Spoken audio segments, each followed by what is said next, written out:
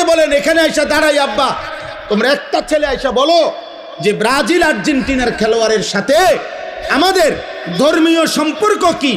যদি ধর্মীয় কোনো সম্পর্ক না থাকে তো আমাদের রাষ্ট্রীয় সম্পর্ক কি।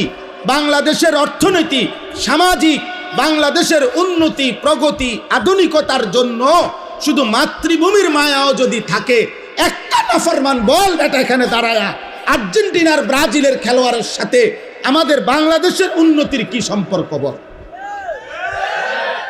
ইসলাম তো আছে নাই, রাষ্ট্রের বলেন, রাষ্ট্রের বলতে বলেন এ দেশের উন্নয়নে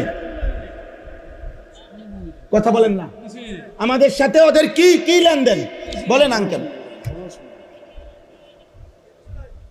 বলো না আব্বা।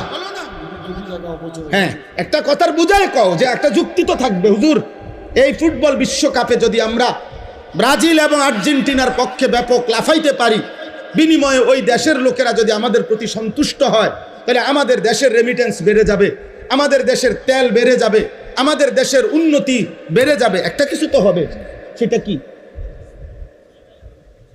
বলো না আব্বা, বলো। কাতার বিশ্বকাপে প্রধান আলোচ্য বিষয় ছিল, আমরা স্পষ্ট পত্রিকা দেখছি, এখনো পিছনে সার্চ দিলে পাওয়া যাবে, কাতার বিশ্বকাপে প্রধান আলোচ্য বিষয় ছিল মদের বোতল।